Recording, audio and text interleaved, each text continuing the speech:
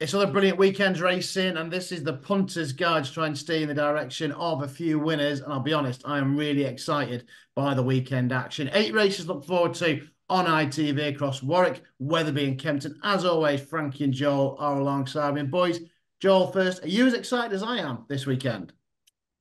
Well, just off the air, you were talking about how excited you were, and we're going to win big this weekend. Is that just one of those punters things where you go, oh, come on, let's go for it? I'm excited. There's 8 races, but there's a lot of trash around this weekend. There's a lot of trash around. As we're recording, Right, Joel. you are, yeah. As we're recording, the Friday will be great. The Saturday, there's 3 good races that I think I've got the winner of. Apart from that, there's a lot of trash around. We're smashing in, ready for Cheltenham. And if you watch the Road to Cheltenham, 100 to 1, Secret Squirrel. Look at that plummet. I saw 250 to 1 this morning available. Interesting. Well done. Got the value. Frankie, I think they're 8 brilliant races. How much are you looking forward to it? Yeah, it's a good weekend. One that I think there's going to be a few prices that hopefully we can dig out. It's a bit of value hunting and each way plays this weekend. So I'm hoping a few come in, but there's big fields. There's lots of staying handicap chases to get stuck into. So surely a couple of nice prices. Right, let's get stuck into them. We start 149 at Warwick. It's a Betemps qualifier. Obviously, the first 4 qualifier for the final at the Cheltenham Festival. I'll start with you first, Frankie. What wins the opener?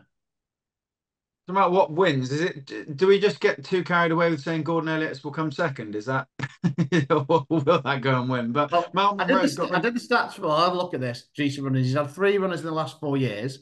None of them have won. He's had a 3rd, a 4th, and I think the one was out of the placings. So yeah, I expected to be in the top, but not win. Yeah, not Mount Monroe's got nice form and she does look a good horse, but instantly I look at that and go, he's come over, it'll be in the mixer, but probably not win because he loves to go to the festival, doesn't he? He loves to turn up on the big days. I was having a look at Shallow River, who was 4th in a race that Tanganyika won, the Venetia Williams trains, that went on to run quite well in a Class 2 handicap.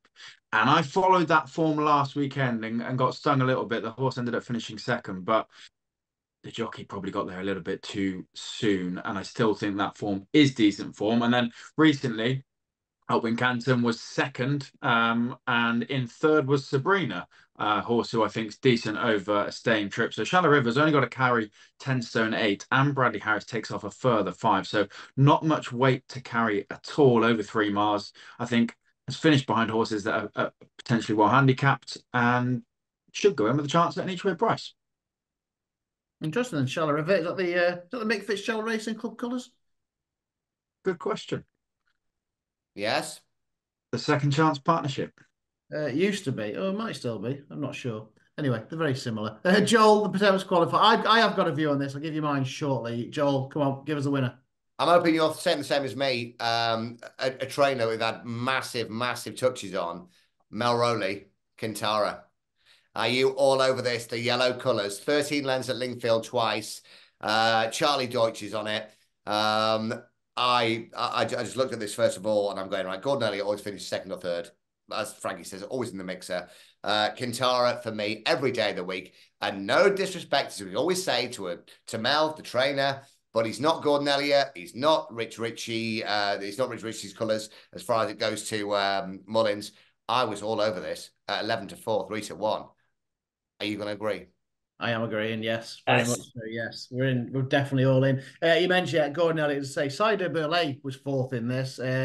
Never Understanding, I think, was another one. And say he doesn't win, but I think Mel Monroe. And it's a question mark about the trip for that one as well. But on a line through horse called Gay Destiny, Kintara comes out very well against Martha Bray as well, the 3rd favourite. So, look, it's going to be soft. It's going to be testing. I thought he was only just getting going at Aintree at the end. I think a £6 rise is well, at least fair. I thought he might get a little bit more as well. The ground conditions, obviously, helping him. Charlie Deutsch on board, yeah. Ordon Kintara. I must admit, Shallow River did catch my eye. I was interested. Just a bit worried about the form of that banger run. I thought Geoffroy was overpriced. A fair second at Chepstow went up to this trip. But yeah, I'm all in. Kintara for the hat trick. Me and Joel agree. Let's see how far we get. What was that horse? That Mel Riley horse that that won at 50-1. Do you remember? Wishing and hoping. What? Yeah, we're still hoping that. So go from the front. And I remember watching that at SeaWorld or whatever it's called in Blackpool. And I'm like, yeah, that's right, kids. I mean, here we are. The worst 3G in the world ever. And I've only had 10 each way in it. And we, 66-1, I think I got on it. And we go on in. Yeah, Daddy. Yeah, hang on. Take a picture of him, lad. But yeah. He can get it done. And Charlie Deutsch, again, won twice on it. Third time again. So, there's something there, isn't there? There is indeed. Right, Joel, you're going to talk me through the Hampton Novices Chase, the Grade 2, an old friend of Frankie's and yours, Grade Dawn, in it, Broadway Boy and Apple Away. So it's only 5 runners. It's a brilliant contest. Can you tell us the winner of this while I go and wrestle the dog because it's got me shoe? You can go and wrestle the dog. Let us know. I'll tell you now. If Grey Dawning does not go off favourite, there's something wrong here. You've got to fire these odds checkers or odds compilers or whatever you call them now. Are you back? No problem.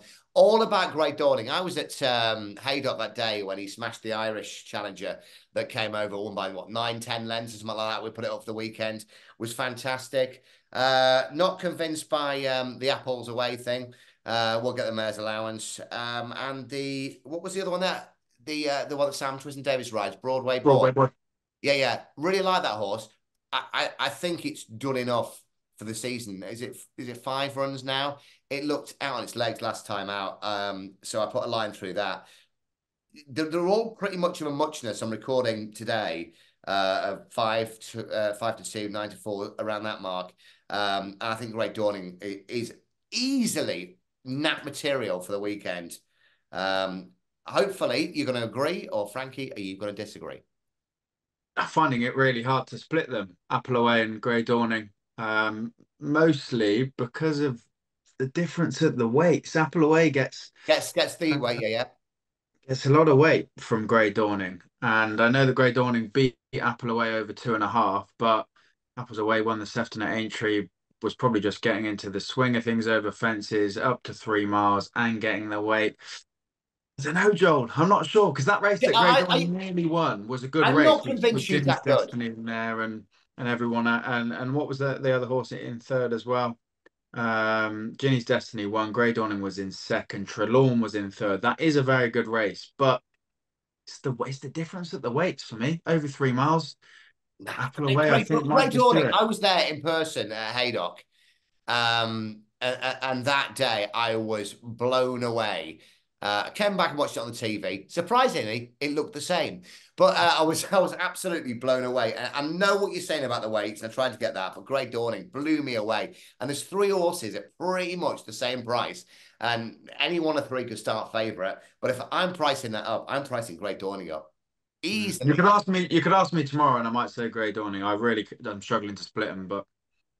Well, I mean, Grey Dawning's won on this card before, didn't he? The race that's now no longer the Leamington Spa. So he won that last year. I think it was at 2 years. Yeah. I mean, at the weights, I know he slammed Apple Away at Haydock, but that was her chasing debut. She stepped up to 3 miles, heavy ground, absolutely bolted up at Leicester. And I think look, if this was a handicap, she'd be getting £3. Now she's getting 10. So I think she's a worthy for her. I would have her a little bit shorter than Grey Dawning, who obviously probably should have won at Cheltenham despite actually smashing the second last, didn't he? And then that's form that's working out. We'll talk about that later when we get to the Wetherby race as well. But I agree. I think Broadway Boy is asking a lot again to go again in a real tough race. I mean, obviously Cheltenham he absolutely adores. So he's just keeps keeping him ticking over. He put him away after this, and then obviously he's got loads of options, hasn't he, at the festival itself? But I'd be with Apple Away. Joel, you're with Grey Dawning, and Frankie's splitting between the 2. That's it. That's the one. It's like a date night, isn't it, with Frankie? He's just back and forth, buys one at the bar, goes for a wee. Here we are. How are you, my darling? Right. 2 big handicap chases to look at. First of all is the classic chase. Bombay Genius not declared for this, the anti-post favourite. What's going on there? You've got the inside. What's going on? I'm not sure. I mean, he's not quite right over the issue that he had for the Welsh National. They didn't mention this or the Peter Marsh at Haydock next week if it is on. So maybe they're keeping the powder dry for that. But we have got 14 stayers. I'll start with you this time, Frankie. Oh, it's a tricky one, this. It's a really, really hard one. Melina Girl, who we've talked about on the road to Cheltenham. for the festival comes here and carries 12 stone. That is interesting. Gatapan Collonge is one I think that could probably run well. Fontaine Collonge I put up when she won last time and has been put up a hell of a lot. I think it's like £8 from that, £7 for winning at Wetherby. But with Deutsche back on board, I think could definitely have a chance. I was kind of toing and froing on so many of these. Gallia de la Toe as well, disappointing at Newbury, but stepped up in trip. I mean, a horse that's come fifth in the Brown Advisory, fourth at Aintree, and comes into this with a little bit, if a marker 142, definitely has a chance. So I think Gallia de la Toe will be my selection. But because I was finding it so hard to be confident about any, I tried to find a bigger price maybe for someone to have a stab at. Credo, right down at the bottom. Won a 3-mile chase here last year by 14 lengths. This season won a handicap over 3 miles and 2 furlongs, and then was beaten twice by Famous Bridge, the Nicky Richards horse that has been getting better and better. Last time was on heavy ground at Haydock. I think back to slightly better ground. The trip won't actually be a problem, and it's no bad effort to finish behind Famous Bridge twice. So doesn't carry too much weight, and obviously because of that, there's a bit to improve on ratings. But I think Credo each way is not the worst shout. Out the park for Frankie. Joel, what wins a classic chase? I'm devastated, but by the time I've had a sleep and got back up, the favourite is now non-runner. I was all over Melina Girl for Gavin Cromwell. Really? And that weekend we talked about how brilliant Connor Stone Walsh was, and didn't he fall off too at the weekend? I think even Ruby Walsh is saying like he's the next big thing. You've got to watch this lad. He fell off 2 of those in that race at Cheltenham in mid-December. The horse was cruising. The one that was won by Broadway Boy that we put up, absolutely cruising. I think it fell 3 out. Race that Elvis Mail was in at a massive price. And I was very scared because I was on Broadway Boy that year. And of course, nobody ever likes to say, oh, brilliant when a horse falls, or yay, whatever. But I think we'd have had a tough time there on Broadway Boy. Broadway Boy has done enough for me this season. Had enough racing. Out on its legs last time, just running on air and fumes. Melina Girl, and I put it up now and what, we're 5-6 to 1 or something like that. We'll go off a lot shorter. Was double figures this morning before I went for a nap. So it's always back it before you go for a kip in the afternoon. I thought you said it was a non-runner. It is running. Same. Yeah. What? It is running. You just said it was a non-runner. It's really confused me. So what? What have I said? You just told everybody she wasn't running. I said it was a favourite. What do you call it? Genius. Yeah, that's not running. Yeah, that's the non-runner. It's not hard.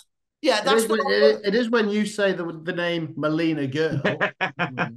That's when it gets confusion. No. Monbeg Genius, who's favourite and the one that we wanted for the Welsh National, is non-runner. So therefore, Melina Girl is running, but the other one is obviously a non-runner. So therefore, my price has gone. Which is brilliant. If you said that 2 minutes ago, that'd have been brilliant. But you just confused everybody by getting the names mixed up. But thanks for coming anyway. Right.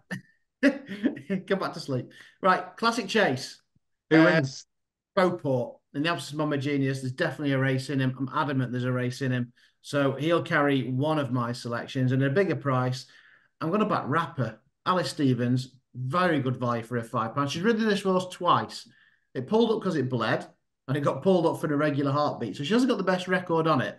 Third time lucky. It's got some really good form in the butt. Won it easily at New Year's Day at Cheltenham last year. It's only £2 higher than that as well. In fact, £3 with her claim. And they're trying to make... There's definitely a staying chase in him at 20 to 1. I'll ask him to pick up a bit of the places. But yeah, Beauport for me. So I think that's 4 against the field, isn't it, between us? Yeah. I mentioned half the field, so... Yeah. Honestly, Melina Girl was a hot one for me this morning. And it was double figures. And it's Gavin Cromwell, so you know it's right. And your next shut up. And your next big thing coming from Ireland, riding it, claiming the £5. Find out about why because I was told that thing John Jones will be running this weekend. Wouldn't want to win because it want to go the Ultima. So carry on. Well, he said maybe next week for Haydock for the Peter Marsh was the other target. Yeah. Right. One race that I couldn't get a handle on was the veterans, because it was just a race where we've got so many favourites in here, and obviously there's so many that we'd love to see win. And for me, it's just a race to sit back and watch and see whose turn it is. We've got 17 runners, but obviously we pay you guys to get the winners. So Joel, what wins it?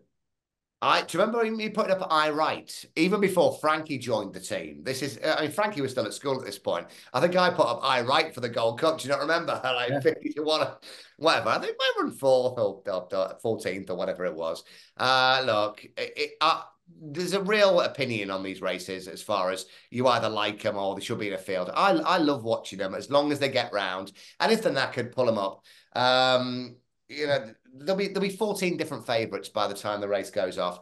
I Write will always run its race, but I Write will always find one too good. Doesn't matter what level it lands at. And I'd love to see this horse go out with a bang. I've backed it all of its career, and I think we've had 2 wins in the past 4 or 5 years or something like that. But it always runs a race, and it's good to see the old lad go out with a you know, if you're getting 5, 6 to 1 or whatever, just have a bash. Go on, might be the day today.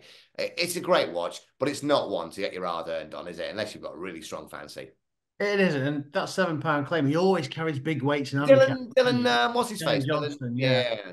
So, you know, you have an 11-4, he might feel like he's running away. Frankie, loads of old favourites in here, isn't there? Yeah, and Joel just said it. It's not one to go mad with your hard-earned cash on, because I'm tipping up a 12-year-old after 278 days off the track. But you never know, Ramsey Detay. Last year, after 298 days off the track and wind surgery, went and won a 3-mile handicap chase at Warwick on soft ground. Was supposed to run last weekend at Sandown in the race that he, after that, finished second in, carrying 12 stone last year when he finished second. So this has been moved to Warwick, which is no negative because he won at Warwick last year. And this time will carry just 11 stone. So you've got him fresh. You've got him after a wind surgery. You got him carrying a stone less than when he was second at Sandown last year. And you got him on a track that he's won before at. So there's lots of pluses. But as I said at the start of all that, he's a 12-year-old with nearly 300 days off the track, and anything could happen.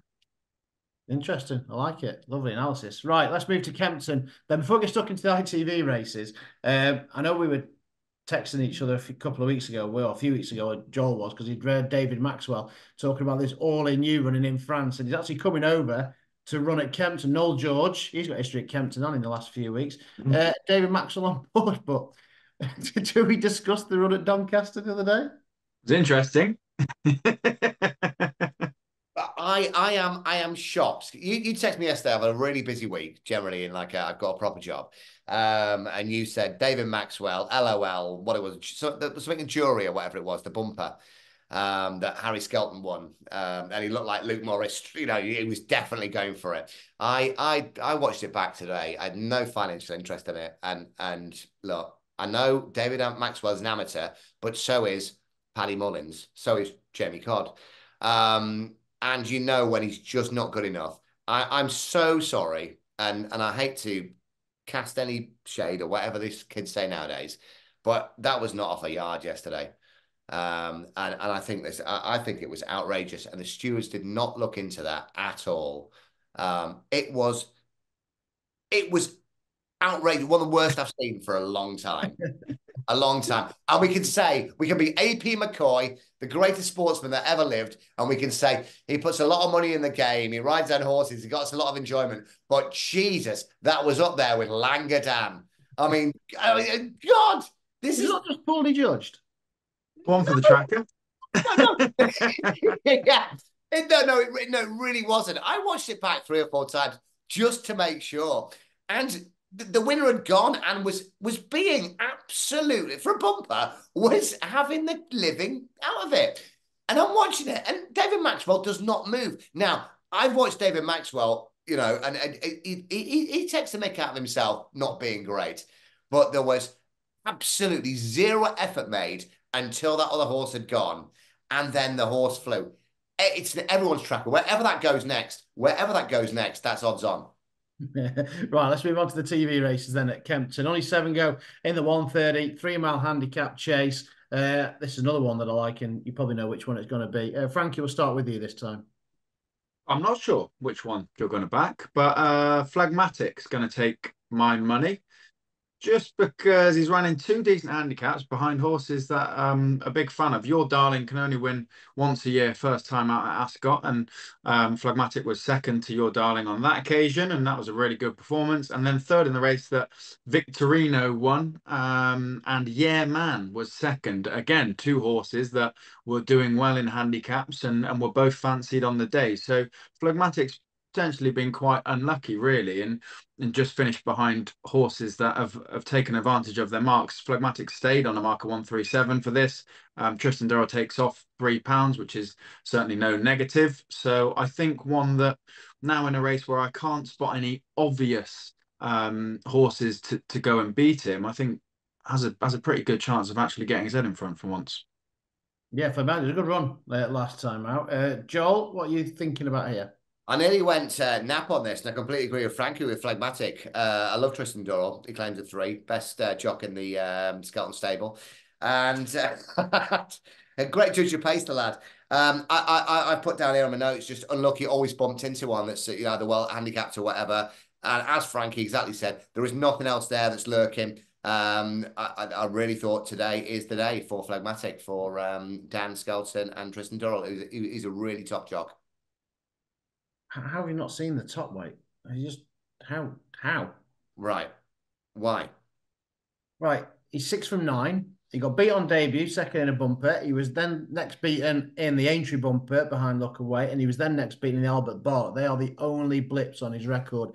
6 other wins, bolted up on chasing debut at Chepstow. I thought this is a novice going places. And Kim Bailey always likes to have one of these, something for the ultimate. So I thought, right, that's his target. Then he went to Ascot, won a 3-horse race. All right, scrappily. He was given a mammoth £19 to the second in a small field. I know David Bass has gone to Wetherby. Harry Cobden's been booked for the ride. My only concern is he bolts in and blows his mark for the ultimate. But I think this is a real serious horse, Chianti Classico. He's built to carry weight. We saw that at Ascot. He had a decent weight at Chepstow. Some really good hurdles for him, but you can forget about that. He is a chaser out and out. And I've got my eye on him for the Cheltenham handicaps. I hope he doesn't blow his mark, but I think he's going places. I think this is a real nice, lightly race staying chase. Do you know what I wrote about him, Matt? No chance. Slow. I thought he was a bit slow. I don't think he is. He beat Henry II in a novice hurdle at Chepstow. He's no mug, you know. Yeah, fair bit of form, but we'll find out, I guess. I know he was a big price last year at Cheltenham and ran like a drain. I mean, unless he's improved, like Harry Cobden's on him again. You know, that's the thing with David Bass going up to Wetherby, and we'll talk about that in a minute. Harry Cobden I thought was a very eye-catching booking, and yeah, I really like him. I think he's a really nice horse, and okay. Find out. Proof is in the pudding. All right. Calm down. Take it easy. Calm down. It's all about opinions. Right, the Silviniaco Conte Chase. What a race this is. So many ifs, buts, and maybes. There's only 5 in it, but so many questions. And this is like a Ryanair trial. This is brilliant, Joel. It is brilliant, and I've been on and off this more than I can make a gag here, but I won't. Because it's 2024, and you just can't do that. I've been on and off this more than you insert in the comments. Edward Stone. He's been done by John Bond a couple of times and put in his place, so therefore he ain't getting near anything that's beaten John Bond. Out of the 3, and I'll ask you questions in a moment, but look, I really thought this horse had Philip's potential. I've backed it for Ryanair 20s. Twice second to John Bond is all I can say. The step up in trip for me, and the little turn of foot it's got. Edward Stone's 9 now.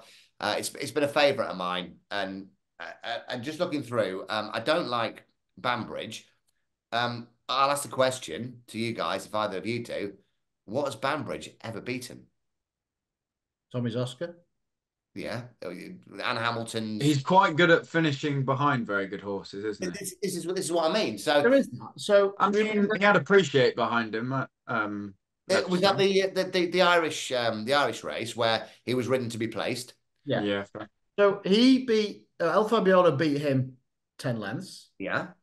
John Bond keeps beating Edward Stone 10 lengths. El Fabiolo will beat John Bond. I like Banbridge. I do like Banbridge, but I think Edward Stone He's got Ryanair Rail. I was hoping he would go the Peterborough chase. I know it was called off, but he ran the day before in Tingle Creek anyway, so he's never going to go there. But stepping up in trip 2.5 miles, surely he's a massive player for the Ryanair until John Bon gets slammed by El Fabiolo and they switch and go for the Ryanair. It's a pretty one to have to watch. It goes well fresh. It's Joseph O'Brien. And I'm all, look, this is brilliant because it's the jigsaw puzzle. Last year, I'd come off the Edwardstone train and got on the Banbridge train and whatever. But I just looking through the form, the two oppositions, 3 horse race, the two opposition, I can't see what Banbridge is really beaten and loves to finish second. Edwardstone has gone right. John Bond's going to beat me, so therefore Al Fabiano is going to beat me too. So I'm going to step up in trip, and I will get that trip. And also, I'm now settling my races a little bit. I've got a couple of years left, and I've got a turn of foot still. I've got a little kick, and I genuinely think it's a really good bet this weekend. There's no John Bond in there, and Banbridge, I do not like at all. Okay, and yet one we haven't mentioned, Frankie, is the reigning champion Pic de Rue, who was kind of fancied to beat Shishkin in Ascot Chase. This is his bag, 2.5 mile right-handed track. Yeah, and you'll know he's the horse that I've put up many times and have been on side with. I think this might just be his ceiling. He was campaigning very well and he was picking up kind of grade 2s, wasn't he? Then stepped into some slightly weaker grade 1s and then had the benefit of Shishkin not fancying it as well. So he's been winning plenty of times and right-handed as well. He's very good here, and I love the horse. He's like an enthusiastic racer, isn't he? He travels really well, pings his fences, but I think this is his ceiling. Like Edwardstone is a really good horse. As Joel said right at the start, I think people have almost written him off, whereas he puts in some serious performances going right-handed, both at Sandown and at Kempton in his novice chasing year. And also since then, obviously he was unseated in the first at Kempton, but he put in a massive performance in the Tingle Creek. So he's equally brilliant at right-handed tracks. And last time behind John Bon, I don't think he really enjoyed the heavy ground. Didn't quite have that turn of foot, didn't look as comfortable over his obstacles. There's no rain forecast, I don't think. It's good to soft at the moment, slightly better surface, up in trip, track he does well at. I agree. I think Edwardstone's very fairly priced. I think he's the one to beat. Brilliant race. Really is a brilliant race. Best race of the weekend. It is, yeah. And it's not one I want to get stuck into because it's just a race where, there's 3 horses all with a decent chance. And I like them all. Certainly Edwardstone and Banbridge, anyhow. Similarly, the Lanzarote, a big handicap to get stuck into. I love this race. Again, I could back about 7 or 8 in here. I know we've been talking about this on messages all day when the decks came out. One that certainly won't win, Joel, is the top weight. Would that be Langadan? we put this. And Frankie's been talking about Orc and Risk, where minor win, but there could be another day. So we'll come to them. We'll start with you this time, Frankie. Then give us a case for what wins it, and obviously just tell everybody what you were talking about Orc and Risk.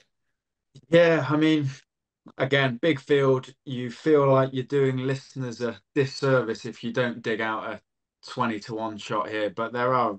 Which I've got, by the way. Good man, because there's cases to be made. I've got 2 of them.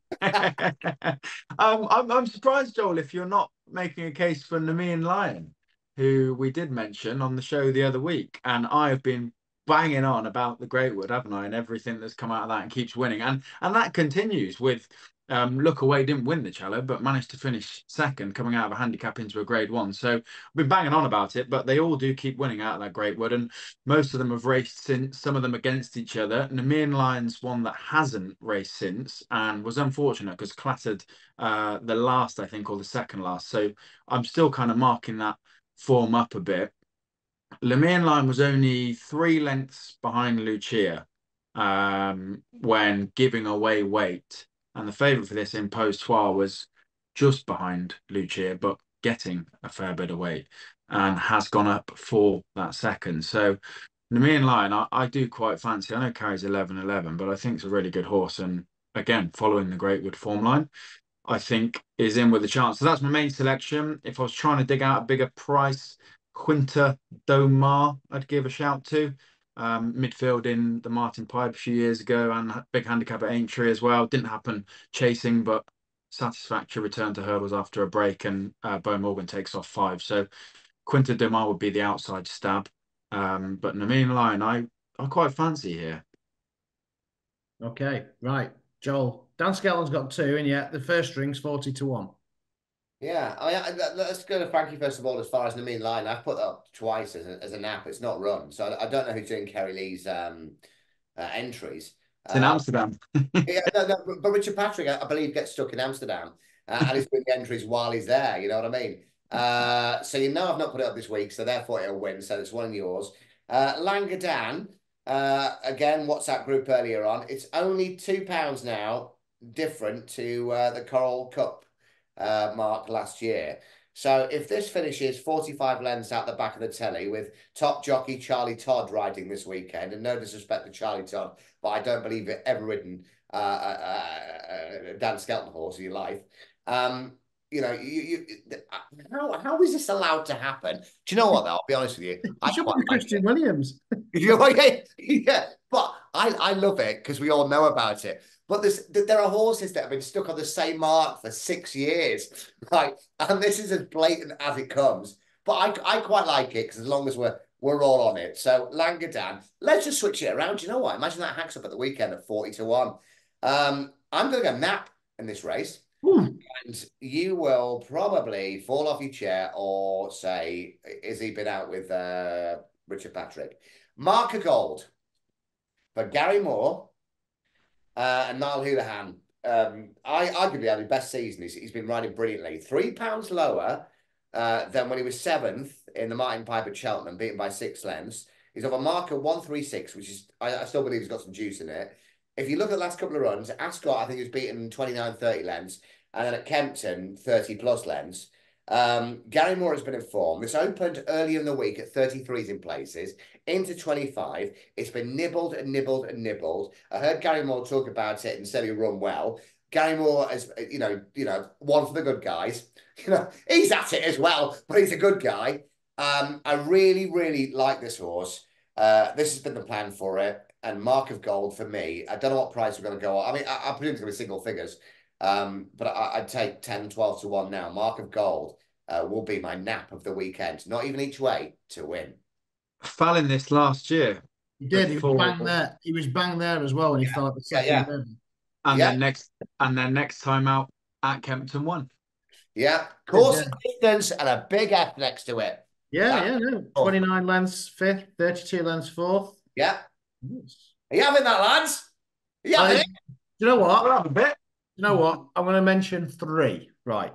90 minutes. So last year in this, I did have a little each way, but I'm up for Parole, who finished 3rd at a nice price. The winner, West Balboa, won twice since, won at Aintree twice, decent, won at the festival, and then won the decent conditions contest. Back in 2nd was Red Risk, who obviously finished 2nd then in the West Yorkshire, Grade 2, so that forms up pretty decent. And he's here for £3 lower mark, so I'll certainly not be letting up for Parole go unbacked. And then 2 other bigger prices. Hermino cannot jump a fence for toffee, but we're staying on 3rd over 3 miles last time out at Cheltenham. His hurdle mark looked pretty fair. I think he's certainly got ability again for Gary Moore. Maybe he's got a good hand in this, Joel. David Noonan on board, obviously Grade 1 winner for the yard earlier on in the season. So Hermino will not go unbacked. And what about this Wonderwall? First start for Peter Bowen, but Sean Flanagan coming over from Ireland. Remember how good he was? They were talking about the big novice at the Cheltenham, the Ballymore. Then he fell in the Sydney Banks, and then he had a long layoff. Then he's been running on the flat. He's not been done very well over jumps. It's been a while since he's been seen over timber, and first start for the Bowen team and Sean Flanagan. I thought it was a real eye-catching jockey book. Enough for marker 128. I mean, this fella they thought was destined for the top 2 years ago. So all the Oasis fans will no doubt will be on Wonderwall. So there we are. A couple, well, 3. Oh, Sean Bowen. No, carry on. Forget me. Carry on. Keep going. I thought I got a nugget, but I haven't. I could go somewhere else with that, but I'm not either. Right. The Wetherby, the Towton then, obviously, new trip, 2.5 miles, used to be 3 miles, now down to 2.5. I wonder if Willie Mullins didn't realise, and that's why, because he won it with Noble Yates, and that's why he's not now declared meat in the waters, because it's 2.5 miles. No, I jest. That's out. Colonel Harry, even money. Surely on the short side, Frankie. Yeah, I think so. You joke about meeting of the horses. I was scratching my head going, why is a horse that's been getting better and better the further it's gone? Can we have a cracker in a handicap over 2.5? But Because it's always, this is the first year they've dropped it half a mile in trip. And I'm yeah. wondering if he just thought, oh, the 3 mile novice, because they said they wanted to go here and then to the Grand National, just like they did with Noble Yates. But obviously, it's 2.5 mile, not 3 miles this year. Yeah. Well, maybe they would have just kept galloping it around. Keep going. Come down Keep to the three going. mile start. Give them half a mile head start. Um, yeah, so that's one that's not running. That out of those that are, yeah, I do think Conor Harry's a little bit short. I know that he finished second in the Grade One last time out, but I wouldn't say it was the best Grade One at Sandown. And Trelawn in here. We spoke about Grey Dawning and Ginny's Destiny being top 2.5 mile chasers. Well, Trelawn was in with every chance in that race and went through the last and actually stayed on quite nicely. I think as well, we've only ever seen him on soft ground, so you can't judge it against anything else. But the way that the horse travels, I think the softer the better. So heavy goings forecast at Wetherby. He's been really good over 2.5. I'm a big fan of Ginny's Destiny and Grey Dawning, who he finished behind third, and I think has every chance this weekend at Wetherby. And I agree, because look, if I like County Classico as much as I do at Kempton, why's David Bass gone to Wetherby? It must be for this fellow. It's a really good thing. And don't forget, he was banged then. He was coming again between Yeah, two outs and the final fence. So a slight drop in trip here. Karma Waters as well. I think he's got a massive. I do love Kim Bailey chasers. I really do. Big strapping individual. David Bass on board. He'll be from the front attacking the fences. The King of Rye disappointed at Foss last. I think he needs an out-and-out stamina test over 3 miles. That was his best form over hurdles. Chasing Fire, blotted his copybook when I was sitting riding at Aintree. And Colonel Harry is far too short. Yes, he probably brings the best form, but he is far too short. Yeah, I'm in with Trelawn as well, and that's one of the better bets of the week. What about you, Joel? It's a nap hand for me. I'm still crying over that early race at Cheltenham, where Grey Dawning was you know, I mean, how that didn't win, but the credit you've got to give that horse, because Harry Skelton wanted to win that on the bridle and absolutely smashed 2 out, and stayed on as well, and one for the notebook. It was a notebook horse of the weekend. Trelawn for me. I love David Bass, as you said. Kim Bailey chasers, love them. I love Ginny's Destiny. So for me, without Ginny's Destiny this weekend, Grey Dawning and Trelawn might be a lovely little double this weekend. I genuinely mean that. Do you know what, Matt? I'm coming around to your way of thinking. There are some really tasty bets this weekend. You know, when you look at it and you go, form actually, stacks up. Stacks up. We'll still be here. We'll still be here working on Monday, though. It always good point. That's a great point. Yeah. Right. Well, you've got to sift between them and come up with some best bets then this weekend. So I think it's really difficult. So I will let you boys go first. I'll start with you, Frankie. What's your best bet of the weekend? Oh, Constitution Hill to have a bowl of water. David Maxwell's in the opener. Yeah, yeah. I think my head says Trelawn, but you know when I feel horses have been done unfairly. I was having a flick through Twitter this afternoon, and there was a lot of people betting against Edwardstone or saying that they fancied either Banbridge or Pictory. I did not see many shouts at all on some of these threads for Edwardstone, which makes me want to nap him because I really fancy him, and I think he's been discredited from some recent evidence when he's a very brave. Bullied is the word. Bullied is the word. Because he's big. He's a big lad. He's bullied. That Matt, he's bullied. He's been bullied. And he's a very good horse. Big meanies. Yeah. And he's very good around Kempton. And yes, he's got to step up in trip, but I can't see any reason why not, especially if the ground's good to soft to be perfect for it.